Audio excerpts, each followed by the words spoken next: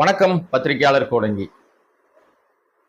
அமரன் அமரன் படத்தினுடைய வெற்றி வந்து மிகப்பெரிய தர்ம சங்கடத்தையும் மிகப்பெரிய ஒரு நெருக்கடியும் சிவகார்த்திகேயனுக்கு உருவாயிருச்சு அப்படின்னு சொன்னா அது மிக இல்லை அப்படின்னு நம்ம யோசிக்கலாம். ஏன்னா என்ன நெருக்கடி, படம் என்ன நெருக்கடி இருக்கு, என்ன பெரிய தர்ம சங்கடம் அவருக்கு ஏற்படுத்தியிருக்கு. படம் தான் நல்லா போயிட்டு இருக்கு, பெரிய லெவல்ல கலெக்ஷன் ஆயிருக்கு அப்படின்னா உண்மைதாங்க. பெரிய லெவல் கலெக்ஷன் இது வரைக்கும் சிவகார்த்திகேயன் படத்துல இப்படி ஒரு கலெக்ஷனை அவர் வந்து பார்த்ததே கிடையாது. அவருடைய படம் இவ்வளவு பெரிய ஹியூஜ் வெற்றி அந்த மாதிரி கிடைச்சதே கிடையாது. நிறைய படம் ஓடி இருக்கு, வருத்தப்படாத வாலிபர் சங்கத்துல ஆரம்பிச்சு நிறைய படங்கள் அவருக்கு வந்து பெரிய வெற்றியை கொடுத்துருக்கு. குழந்தைகளோடு பெரியவர்களோடு எல்லாரும் கொண்டாடின படங்கள்லாம் இருக்கு அவருக்கு. ஆனாலும் அமரனுடைய அந்த பாசிட்டிவ் வைபும் அந்த வெற்றியும் அது கொடுத்த சந்தோஷமும் அது கொடுத்த அந்த செல்வாக்கும் புகழும் வேற எந்த படத்திலையும் அவருக்கு கிடையவே கிடையாது. இப்ப அதுதான் அவருக்கு பெரிய நெருக்கடி. எப்பவுமே வந்து பிரபலமா இருக்கிறது வந்து சாதாரணம் கிடையாதுங்க. அந்த பிரபலமா இருக்கிறதுக்கு அவங்க மெனக்கடுற விஷயம் இருக்குல்ல, ரொம்ப பெருசு. பிரபலமா ஆயிட்ட பிறகு அவங்களுடைய அன்றாட வாழ்க்கையில அவங்க நிறைய சுதந்திரங்களை இழந்துருவாங்க. அந்த மாதிரி இப்போ வந்து சிவகார்த்திகேயனுக்கு இந்த அமரன் வெற்றி மூலமாக அடுத்து ஒரு பண்ண போற படம் வந்து இதை விட தரமானதாகவும் இதை விட தகுதியானதாகவும் இதை விட பிரம்மாண்டமானதாகவும் இதை விட ஒரு பெரிய மக்கள்கிட்ட போய் ஒரு மாதிரி ஒரு பெரிய தாக்கத்தை ஏற்படுத்துற படமாகவும் இருக்க வேண்டிய கட்டாயத்துக்கு நெருக்கடிக்கு உள்ளாயிட்டார். இப்ப அடுத்து அவர் யாரோட படம் பண்றாரு அப்படின்னா, அவர் நிறைய பேர்ட்ட கதை கேட்டிருக்காரு. இப்போ ஷூட்டிங் போயிட்டு இருக்கிற படம் என்ன அப்படின்னா, நம்ம ஏஆர் முருகதாஸுடைய படம். அந்த படம் வந்து அதுதான் முன்னாடி தொடங்கின அந்த படம் போயிட்டே இருக்கும்போது திடீர்னு அவருக்கு வந்து ஹிந்தியில ஒரு படம் கமிட் ஆயிட்டாரு, சல்மான் கானுடைய படம். அதனால அவர் என்ன பண்ணிட்டாருன்னா, இவருடைய இந்த படத்துல இருந்து அங்க ஹிந்திக்கு போயிட்டு வந்துடுறேன், ஒரு 20 நாள் ஒர்க் இருக்கு, அதை முடிச்சுட்டு வந்துடுறேன்னு போனாரு. அங்க போன உடனே அவரால் நகர முடியாத அளவுக்கு அங்க மாட்டிக்கிட்டார். மாட்டின உடனே தொடர்ந்து அந்த படம் போயிட்டே இருந்துச்சு. அந்த படத்துல பெரிய சிக்கலை சந்திச்சார். படத்துல கிடையாது, படத்தினுடைய ஹீரோ சல்மான் கானுக்கு வந்து அங்க ஏற்கனவே வந்து சல்மான் கானை டார்கெட் பண்ணிட்டு இருக்காங்க ஒரு குரூப். ஃபிஷ்னோய் அப்படின்னு சொல்லி ஒரு ஒரு ஒரு ஒரு குரூப் இருக்காங்க. அவங்க வந்து ஏற்கனவே நம்ம அந்த ஒரு வீடியோ பேசியிருக்கோம். அவருக்கு என்ன பிரச்சனை இருக்கு, அவருக்கு ஏன் வந்து அவரை குறி வைக்கிறாங்க, அவர் உயிருக்கு பாதுகாப்பு இல்லாம இருக்கு, அவருக்கு வந்து அவருடைய கொலை மிரட்டல் இருக்கு. சல்மான் கான் எங்க போனாலும் குண்டு துளைக்காத காரில் தான் பயணம் பண்றாரு.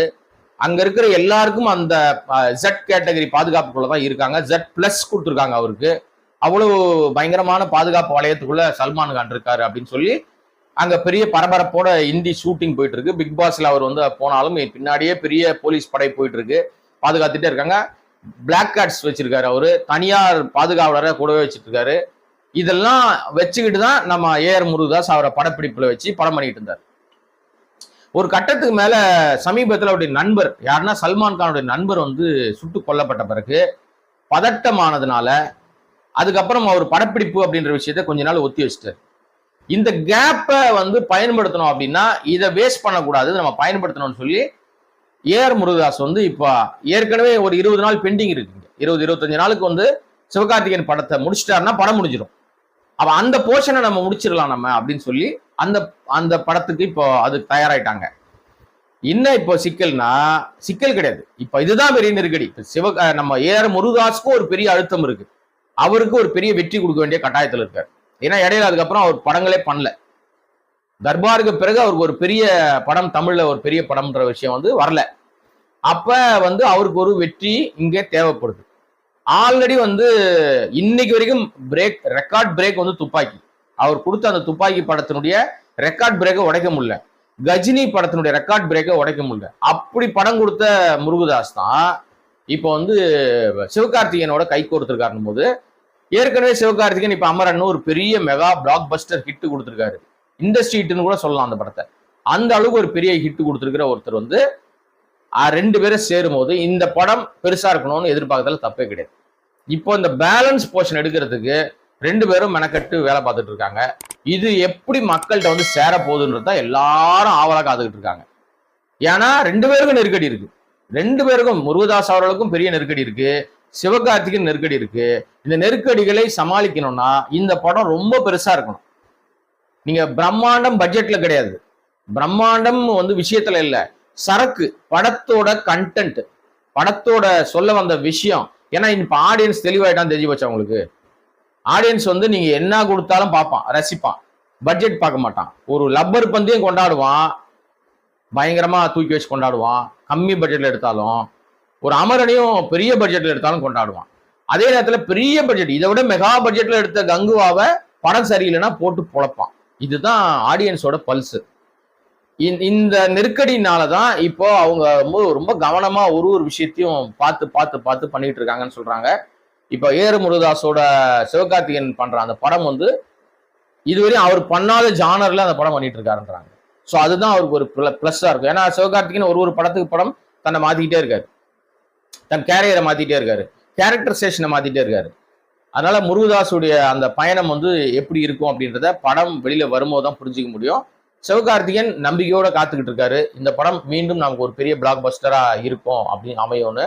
அதாவது சிவகார்த்திகேயன் ஏஆர் முருகதாஸோடு சேர்ந்து இப்போ பண்ணிக்கிட்டு இருக்கிற இந்த படம் ஒரு பெரிய பரபரப்போட இந்த படம் ஷூட்டிங் போயிட்டு இருக்கு. நம்ம சொன்னோம் இல்லையா, பல இடங்கள்ல ஷூட்டிங் போச்சு. இப்போ இன்னைக்கு பெருங்களத்தூர்ல ஒரு காட்சி எடுத்திருக்காங்க.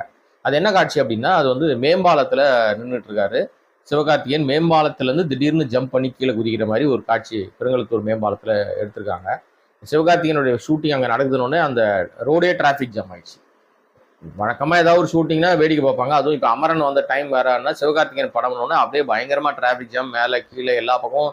சென்னையே அந்த சென்னையினுடைய மையப்பகுதி, சென்னை மையப்பகுதின்னு சொல்ல முடியாது, சென்னையினுடைய நுழைவாயில் அது டோட்டலாக ஜாம் ஆகி பல மணி நேரம் அங்கே ஒரு பெரிய பரபரப்பு ஏற்பட்டுருக்கு.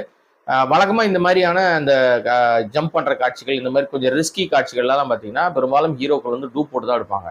பட் சிவகார்த்திகேயன் டூப்லாம் வேணாங்க, நானே குதிக்கிறேன் அப்படின்னு சொல்லிட்டு அதற்கான சேஃப்டி மெஷரோட நிறைய விஷயங்கள்லாம் பண்ணாங்க. அதை நீங்கள் அந்த காட்சிகள்லாம் பார்த்துருப்பீங்க.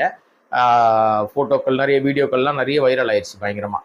இந்த காட்சி எதுக்காக எடுக்கப்படுறாங்கன்னா, இந்த படத்தில் ரொம்பவே ரிஸ்க் எடுத்து எல்லாமே நாமளே செய்வோம் அப்படின்னு சொல்லி சிவகார்த்திகேயன் மெனக்கெட்டு இருக்காரு. அதற்கு ரீசன் அமரன் கொடுத்த வெற்றி. அந்த வெற்றியை தக்க வச்சுக்கணும்னா மறுபடியும் மக்கள்கிட்ட நம்ம யதார்த்த நாயகனா நம்ம அவங்களோட அவங்க பார்த்து பிடிக்கிற மாதிரி ஒரு விஷயமா பண்ணணும்னு சொல்லி பயங்கரமா மெனக்கட்டுறாரு.